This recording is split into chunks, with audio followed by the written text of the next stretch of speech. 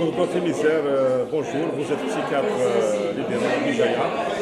Oui. Vous êtes l'un des conférenciers de ce congrès des médecins généralistes libéraux.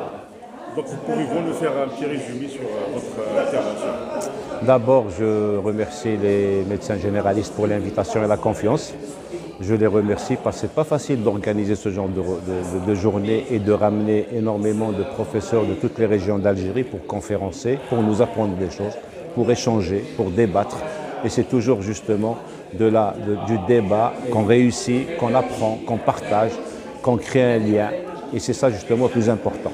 Donc aujourd'hui, moi ils m'ont invité pour parler du sommeil. Le sommeil est une fonction vitale et malheureusement, de nos jours, cette fonction commence à être grignotée parce qu'on a perdu quand même 1 heure de sommeil sur les 50 dernières années. On a perdu 1 heure de sommeil par jour sur les 50 dernières années. Ça, c'est très important par rapport à nos grands-parents, nos parents. Et bien évidemment, le fait de perdre cette quantité de sommeil a des répercussions sur la santé. Sur la santé physique, parce qu'on a constaté que le manque de sommeil aggrave les maladies somatiques, maladies du cœur, diabète, le cholestérol. Il est à l'origine de plusieurs maladies somatiques et aussi il aggrave les troubles psychologiques. Surtout quand on ne dort pas suffisamment, on devient nerveux, on devient irritable et surtout pour les adolescents, le rendement scolaire il est impacté. Le lendemain, c'est des ados qui deviennent très nerveux, très stressés et très instables, donc ils ne peuvent pas travailler suffisamment. Et puis on a constaté aussi que pratiquement tous les accidents de la route, malheureusement, qui tuent des milliers chaque année chez nous, la première pratiquement cause, c'est l'insommeil, c'est le manque du sommeil.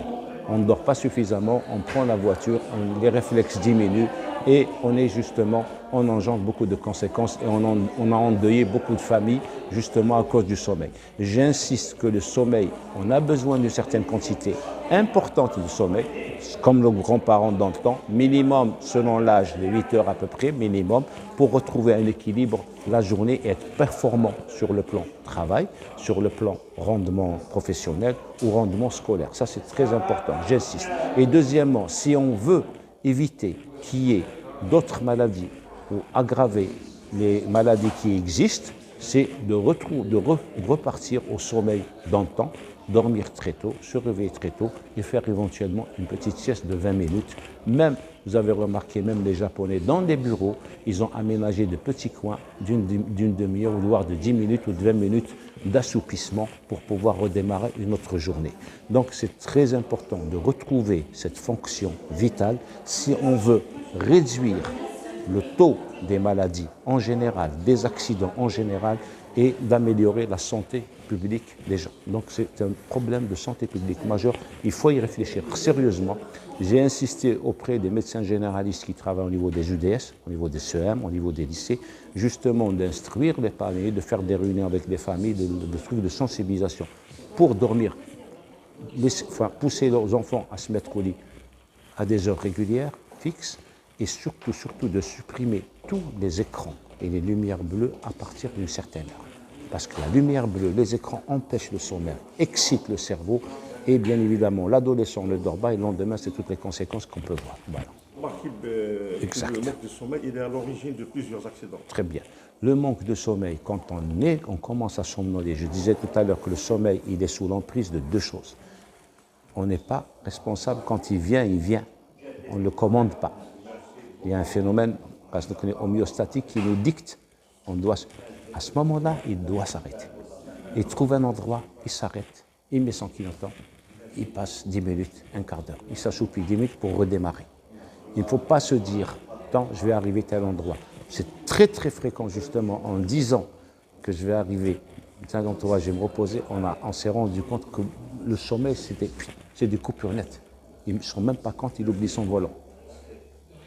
Concernant le chrono horaire, le chrono on dit qu'il faut dormir avant minuit. De préférence, bon, on a des couches tard, des couches tôt, mais en moyenne, si on veut généraliser un peu, dormir vers 10h30, 11h et se réveiller vers 7h, 8h, vers 6h, 6h30. Donc c'est le sommeil, il faut faire à peu près 5 à 6 cycles par nuit de manière régulière et profondément, dormir profondément pour pouvoir être performant le lendemain. Et la sieste après La le sieste, déjeuner, est-ce que c'est oui, quand on peut faire un une sommeil sieste, réparateur? très bien. La sieste, elle ne doit pas dépasser une demi-heure. Elle doit être de 10 maximum à une demi-heure. Juste, comment dire, pas profonde, parce que si on dépasse une demi-heure, on est froissé, le réveil est lourd. Par contre, 20 minutes, une demi-heure, on se réveille en forme, on peut même redémarrer une autre journée. D'ailleurs, dans le temps, la sieste, juste après la sieste, il redémarre une autre journée avec une bonne capacité. Donc surtout, j'insiste, dès qu'on commence à somnoler au volant, arrêt immédiat. Arrêt immédiat, l'accident d'Almdan qui s'est fait sur l'autoroute de Béjaïa, où il y a eu 7 morts, c'est le sommeil. Il a perdu le volant, enfin, il a somnolé sur le. D'après ce qu'on a rapporté, il a dormi sur le volant, il est parti à une dizaine de morts, il s'est encastré derrière la benne d'un camion. Et ça, c'est le sommeil. Donc, vous voyez un peu l'importance du sommeil. Il faut retrouver le sommeil comme nos anciens. Maintenant, tout ce qu'on peut faire la nuit, on peut le faire la journée. Pourquoi je vais connecter jusqu'à 2h du matin? Je peux dormir à 11h et connecter le matin. C'est-à-dire, c'est pas forcément 2h, 3h du matin, et puis le sommeil, la quantité, elle baisse, elle est insuffisante. Et le lendemain, je pars, je dors.